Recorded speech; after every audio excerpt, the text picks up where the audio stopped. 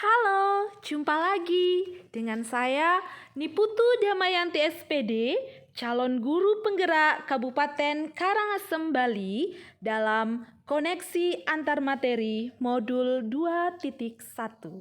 Jangan lupa klik tombol subscribe dan like-nya ya teman-teman. Setelah mempelajari pembelajaran berdiferensiasi, saya mengubah pandangan saya tentang kebutuhan siswa dan proses belajar yang tentunya berbeda dengan siswa lainnya. Perubahan pemikiran tersebut berkontribusi terhadap pemahaman saya tentang implementasi pembelajaran berdiferensiasi. Apa itu pembelajaran berdiferensiasi dan bagaimana kaitannya dengan modul-modul sebelumnya? Yuk, kita simak berikutnya. Pembelajaran berdiferensiasi adalah usaha untuk menyesuaikan proses pembelajaran di kelas untuk memenuhi kebutuhan belajar individu setiap murid.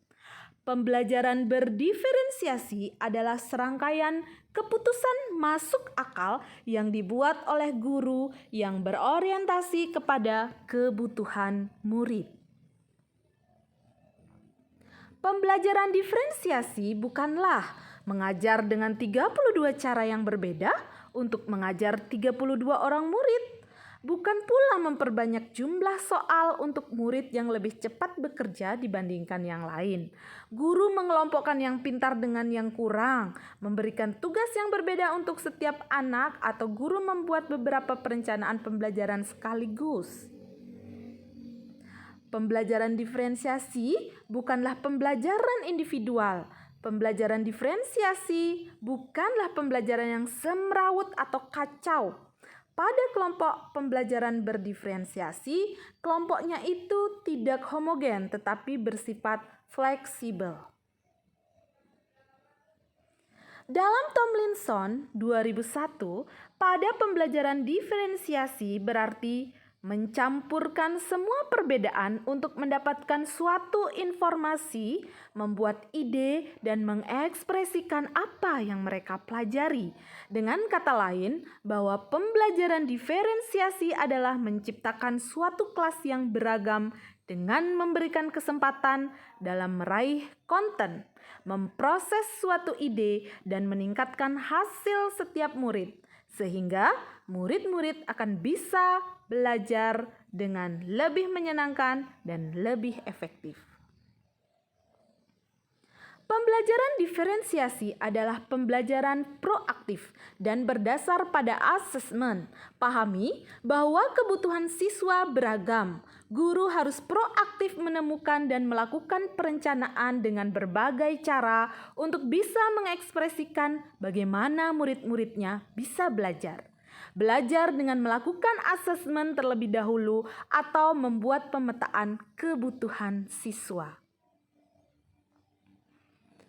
Dalam pembelajaran berdiferensiasi, sangat penting dalam melakukan pemetaan kebutuhan siswa. Kebutuhan siswa ini dapat kita petakan dalam 3 tahap atau 3 hal. Yang pertama, pemetaan kebutuhan siswa dari kesiapan belajarnya atau readiness. Pemetaan kebutuhan siswa dari profil belajar atau learning profile. Dan pemetaan kebutuhan siswa berdasarkan minat atau interest. Kesiapan belajar siswa atau readiness, di mana dilihat dari tingkat keterampilan dan pemahaman dari masing-masing murid, konten yang dipahami, serta konsep yang dipahami. Sedangkan bila dilihat dari minat belajar siswa, bisa dilihat dari hobi, kesukaan, dan ketidaksukaan dari murid itu sendiri. Sedang dilihat dari profil belajar siswa, kita bisa menggunakan gaya belajar seperti membedakan gaya belajar auditori, visual, dan kinestetik. Ada 3 strategi dalam pembelajaran berdiferensiasi. Yang pertama, pembelajaran berdiferensiasi konten, di mana menggunakan bahan bacaan pada berbagai tingkat keterbacaan, menyediakan bahan ajar pada kaset, menggunakan daftar kosakata untuk mengetahui tingkat kesiapan siswa, mempresentasikan ide melalui sarana pendengaran dan penglihatan, menggunakan tema bacaan, menggunakan kelompok kecil untuk mengajarkan kembali ide atau keterampilan pada siswa yang mengalami kesulitan, serta memperluas pemikiran atau keterampilan peserta didik yang sudah menguasai. 2. Pembelajaran berdiferensiasi proses dapat menggunakan kegiatan berjenjang yang mana semua siswa bekerja dengan pemahaman dan keterampilan yang sama, serta melanjutkan dengan berbagai tingkat dukungan, tantangan, dan kompleksitas. Menyediakan pusat minat yang mendorong siswa dapat mengeksplorasi diri, mengembangkan agenda pribadi, menawarkan dukungan langsung bagi siswa yang membutuhkan, serta memvariasikan waktu yang disediakan pada siswa untuk menyelesaikan tugasnya. 3. Pembelajaran berdiferensiasi produk. Memberi siswa pilihan cara mengekspresikan kebutuhan pembelajaran seperti membuat pertunjukan boneka, menulis surat, puisi, video, artikel, atau lain sebagainya.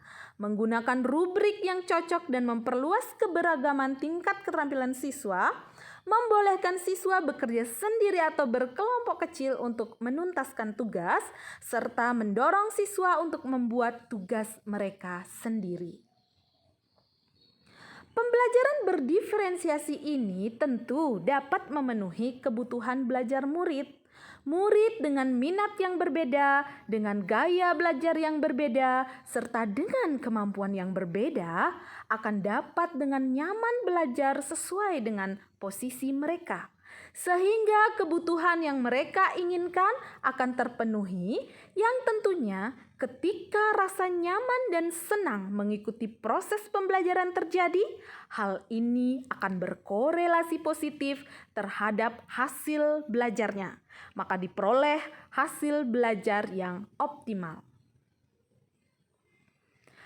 Kaitan materi modul 2.1 ini dengan modul-modul pada pendidikan guru penggerak terdahulu itu sangat berkaitan, di mana yang pertama, pemikiran Ki Hajar Dewantara mengenai kodrat alam dan kodrat zaman, di mana siswa atau murid itu adalah sangat unik. Mereka memiliki nilai sifat yang beragam. Dan tentunya ini sesuai dengan proses pembelajaran berdiferensiasi, bahwa keunikan mereka, keberagaman mereka akan menjadi kebutuhan tersendiri bagi siswa yang harus dipenuhi oleh guru. Sedangkan kodrat zaman, tentunya guru tidak lagi hanya melakukan proses pembelajaran dengan menggunakan satu metode saja, misalnya dengan menggunakan papan tulis saja, tetapi terintegrasi sesuai dengan zaman, misalnya dengan menggunakan video pembelajaran yang diupload di YouTube, atau menggunakan pembelajaran misalnya dengan video TikTok atau audio visual lainnya. Kemudian, inquiry apresiatif terhadap pembelajaran berdiferensiasi ini sangat terkait, di mana IA melihat anak adalah unik dan setiap anak memiliki sisi positif. Sisi positif inilah, keunikan inilah yang menjadi dasar dari pemetaan kebutuhan pada pembelajaran berdiferensiasi. Sedangkan nilai dan peran guru penggerak, di sini guru berkontribusi di dalam menumbuhkan budaya positif dan meningkatkan hasil belajar siswa dengan melihat kebutuhan siswanya lewat pembelajaran berdiferensiasi. Sehingga hal ini akan menuju murid merdeka demi tercapainya visi sekolah merdeka. Demikian pemaparan saya tentang koneksi antar materi di modul 2.1. Terima kasih. saya sampaikan kepada fasilitator, rekan-rekan guru penggerak, dan rekan-rekan guru hebat se-Indonesia. Saya Niputu Damayanti SPD, salam guru penggerak, salam perubahan Indonesia maju.